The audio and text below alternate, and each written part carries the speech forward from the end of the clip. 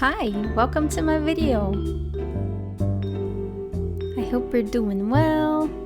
For this one I decided to add a voiceover because I thought it was getting kind of boring and well, I don't want to bore you.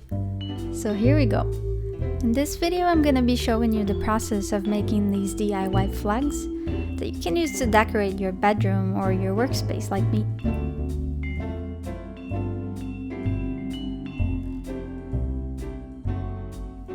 So I started out by measuring more or less the size that I want for the little triangles to go on the flag, because I want it to fit exactly in that space that I have.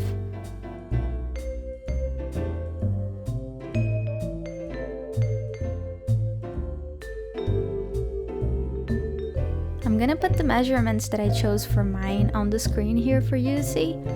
And now I'm simply sketching out really roughly the triangle shapes, because sometimes when you do it straight away on the computer, even though you're measuring everything according to your ruler or anything that you already know, you get really absorbed in the computer, and then when you see, you spend hours doing something and then you print it out and you're like, what? This is definitely not what I wanted.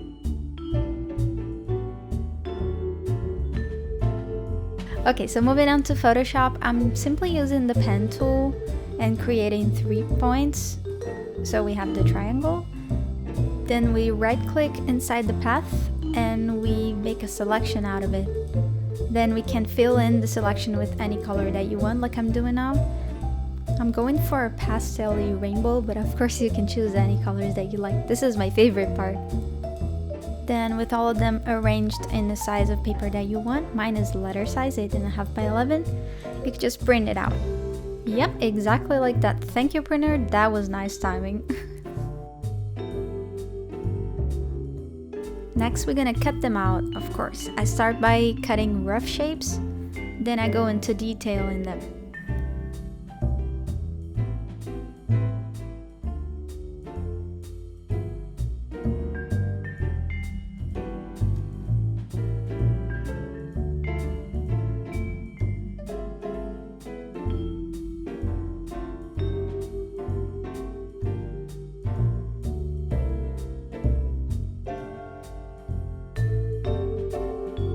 Yeah, full disclosure, at some point I'm like, why are you guys so many? What happened here?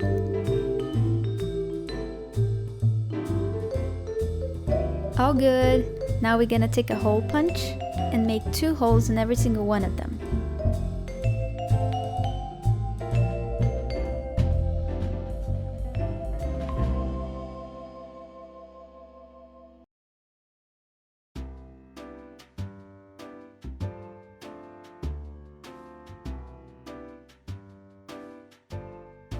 Now we start passing the thread through them and making sure we leave a little bit of space between the two. This thread is not really the best because it's from the dollar store, so sometimes it gets a little bit stuck of how much dirt and pieces of other materials it catches.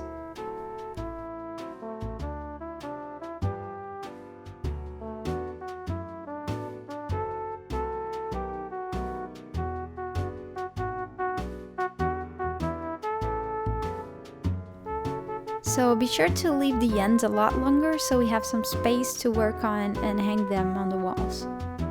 Since it's all made out of paper and really lightweight material, we don't really need much. I'm using cheap Scotch tape, or even masking tape works as well, and they're definitely cuter. Here we are, our little flags, and a bedroom makeover as well. This here has nothing to do with the content of the video. I just thought it was really cute and the colors were adorable, so I wanted to share with you. Now onto the second part of the video, which is drawing and painting a bunch of trees. Maybe you feel the same way as me, but whenever I think of drawing or painting trees, I always have a hard time because it's either like super realistic, like these ones that I painted before, or it goes to the complete opposite of like being very cartoonish and iconic like this. So from time to time I will sit down and try a new approach, try to grab a different medium, try new things and see where it goes. And today I chose watercolors because I also find them Super hard to find the balance because it's either like very washed out, or we keep adding layers and layers and then we're never satisfied until it's like too late, and then there's so many things that you cannot go back. So let's see what's gonna happen today. I started out by sketching some really simpler trees on the left, just to get a sense of the shape and few details or shadows, or where I'm gonna put the light source and things like that. Then I started building up my layers.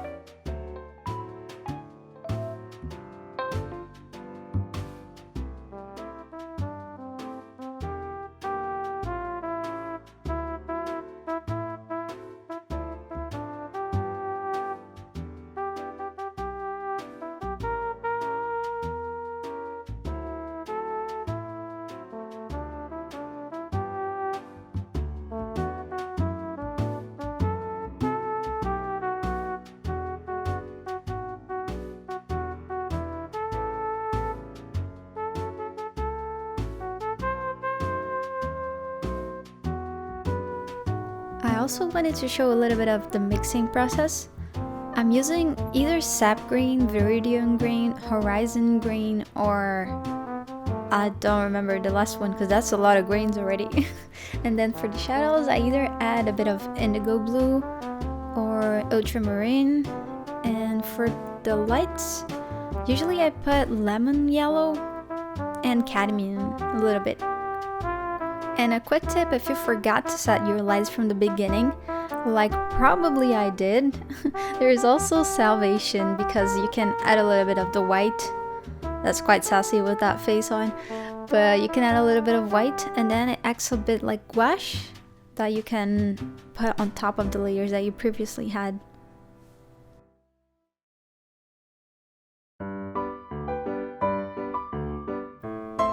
Here I'm sketching out a second tree, more like a balsam fir or those Christmas trees, the only survivors in winter.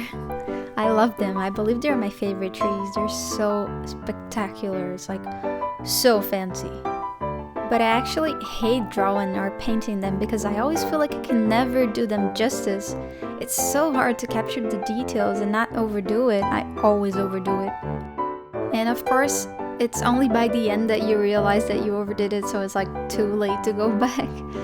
But I take these things as sort of a lesson as well, because, well, at least you learn some sort of mixing, and sketching always comes handy, and you kind of know something for the next tree that you paint or the next sketch that you do, so I guess it's not all bad. And I think we have to learn to accept the kind of ugly drawings and ugly paintings and definitely ugly trees that we get on the way. Sometimes watercolors feel too smooth depending on the paper and the kind of layering that you're doing. So on those cases, usually I put a top and a little coat of colored pencils, so I add a little bit of texture, and I'll end up doing too much of the color and then I'll erase some like right now. And as always, it's a game of balancing things out, correcting mistakes, seeing what you can do with the damage that you've done. It's like a very philosophical approach. And I guess that's what makes it so lovely and what makes us enjoy the process so much, because we get to learn within the thing itself. So after I was done with the watercolors, I went on the computer to sketch out some ideas. Which makes me think, why wouldn't I have done that first? But well, here they are, so you can check them out as well. And that's it for the end of the video. I hope you enjoyed. That was a lot of trees, but well, I can't help it. And I'm hoping you'll stay here with me for the next one. Bye bye!